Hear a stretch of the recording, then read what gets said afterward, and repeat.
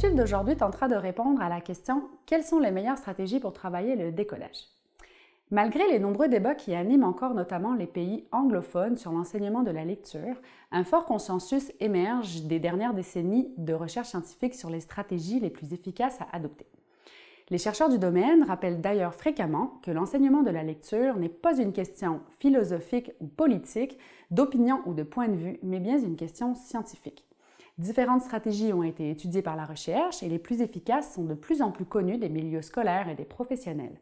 Même si le transfert entre recherche et application est parfois difficile, par faute d'accès aux informations, de manque de temps ou encore d'opacité technique de certains documents. Pour bien enseigner la lecture, dans un premier temps, il apparaît important de bien en connaître les habiletés cognitives et constituants linguistiques qui s'y rapportent. De nombreux ouvrages sont disponibles et résument de façon claire les différents concepts, notamment linguistiques, indispensables à l'enseignement de la lecture.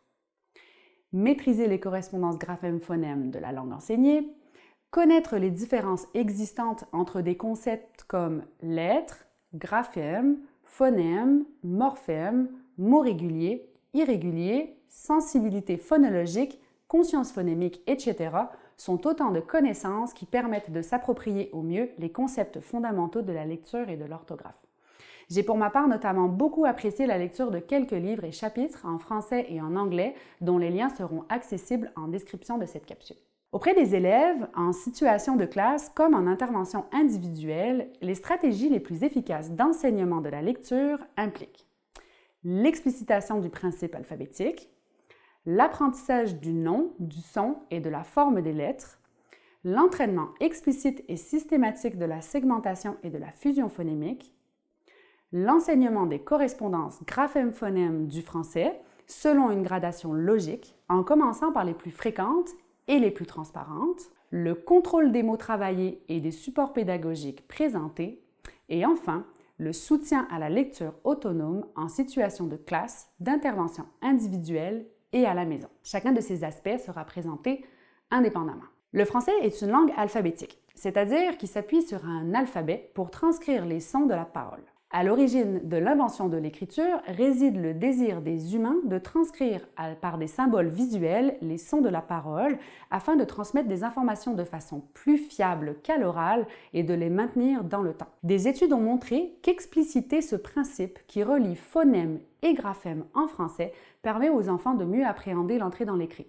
Une courte explication de l'histoire de l'écriture et du fonctionnement d'une langue alphabétique peut notamment venir enrichir cette explication. Comme nous l'avons vu dans la capsule concernant les précurseurs du décodage, avant l'entrée en première année, les enfants connaissent souvent les noms d'au moins une partie des lettres de l'alphabet. En français, il se trouve que la majorité des noms des lettres contiennent également le son des lettres et que connaître le nom, donc le son, de toute ou partie des lettres prédit à 5 ans le niveau de lecture qu'un enfant présentera à 8 ans. Il apparaît donc important d'enseigner le nom et le son des lettres aux enfants dès la maternelle et de renforcer cette habileté en première année afin de s'assurer que les enfants dont les connaissances sont les plus fragiles aient une occasion de les consolider avant de plonger dans le bain du décodage. Ces activités peuvent inclure également le geste graphique permettant de produire les lettres dont on apprend le nom et le son.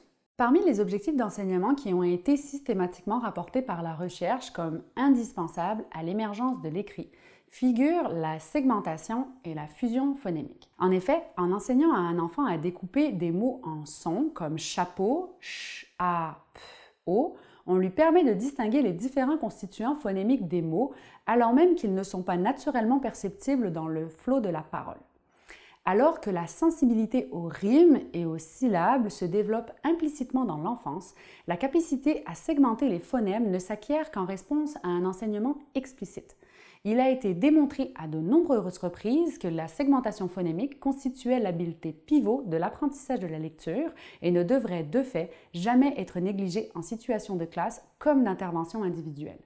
En fait, les comparaisons de plusieurs études, qu'on appelle des méta-analyses, ont permis de dégager les grandes lignes de l'enseignement de la conscience phonologique dont fait partie la segmentation phonémique. Premièrement, au primaire, lorsqu'on compare plusieurs programmes d'entraînement de la conscience phonologique, ceux qui démontrent le plus grand effet sur le niveau de lecture sont ceux qui se consacrent uniquement à la segmentation et à la fusion phonémique, plutôt que ceux qui intègrent également un travail sur la rime ou la syllabe.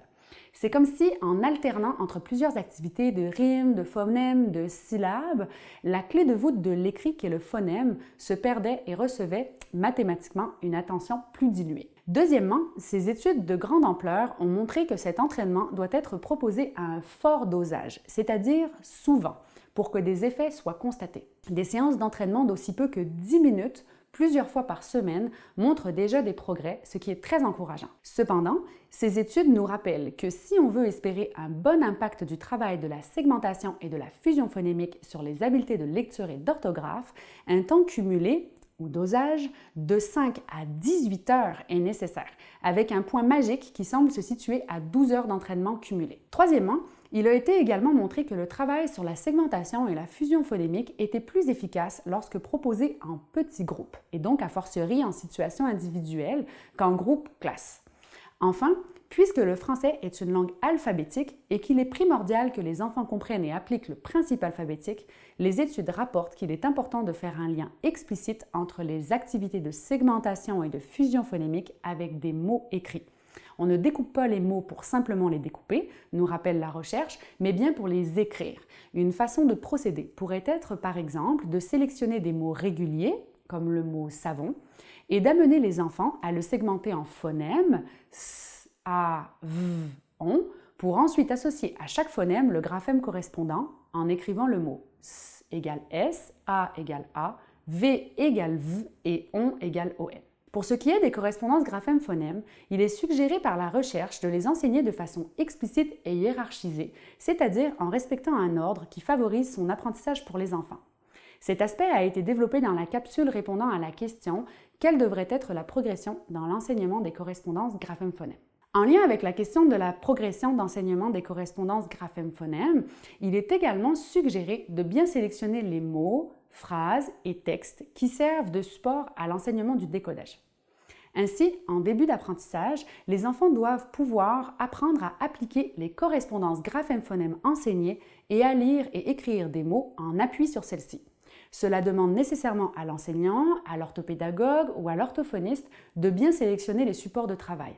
En privilégiant des mots réguliers et fréquents en début d'apprentissage, l'enfant peut parfaire sa maîtrise des correspondances graphème-phonème et construire peu à peu son lexique orthographique. Vous pouvez à ce propos visionner la capsule répondant à la question « Quelle est la différence entre décoder et comprendre un mot? Quelle différence de traitement cela implique-t-il » Enfin, bien que l'enseignement explicite de tous ces aspects, principes alphabétiques, noms, sons et formes des lettres, segmentation et fusion phonémique, correspondance graphème-phonème soit indispensable, c'est par l'activité propre de lire que l'enfant automatisera sa lecture. En effet, une fois les correspondances graphème-phonème maîtrisées et leur application efficace, l'enfant peut aborder la majorité des mots d'un texte de son niveau de décodage et de connaissance. Si les textes et livres qui lui sont suggérés sont choisis avec précaution, il vivra des réussites et pourra, par le simple acte de la lecture authentique et autonome, affiner sa maîtrise des correspondances graphème-phonème, nourrir son lexique orthographique et même augmenter son vocabulaire et ses connaissances sur le monde. Cette capacité à poursuivre ses progrès seul est appelée auto-apprentissage et permet à l'enfant d'atteindre, par la lecture de dizaines, de centaines, puis de milliers de mots, de progresser au-delà de ce qu'aucun enseignement, même de la meilleure qualité possible, ne le pourra. Par la lecture plaisir, l'enfant entre dans un cercle vertueux et progresse tout autant en décodage que sur le plan de ses connaissances générales. Mais pour cela, il doit pouvoir lire la majorité des mots présentés. Ils doivent donc être majoritairement réguliers et fréquents, et quand ils ne le sont pas, être déductibles dans le contexte. En appui sur ce constat, la recherche suggère de sélectionner avec soin les supports de phrases, textes et livres qui sont utilisés avec les enfants en début d'apprentissage. La constitution d'une bibliothèque intégrant des ouvrages gradués en complexité de décodage et à la hauteur des enfants sur le plan du vocabulaire et des connaissances sur le monde apparaît comme une stratégie gagnante, surtout si les enfants peuvent être conseillés plutôt que laissés autonomes et qu'ils peuvent rapporter à la maison les livres choisis. En résumé, les stratégies d'enseignement du décodage sont, lorsque considérées une à une, d'apparence simple, mais nécessitent d'interagir entre elles pour être pleinement efficaces. Explication du principe alphabétique, enseignement des noms, sons et formes des lettres, Entraînement à la segmentation et à la fusion phonémique, enseignement des correspondances graphème-phonème de façon graduée, contrôle des supports pédagogiques et enfin soutien à l'exposition massive à la lecture autonome sont autant de stratégies qui accompagnent l'atteinte du plein potentiel des enfants.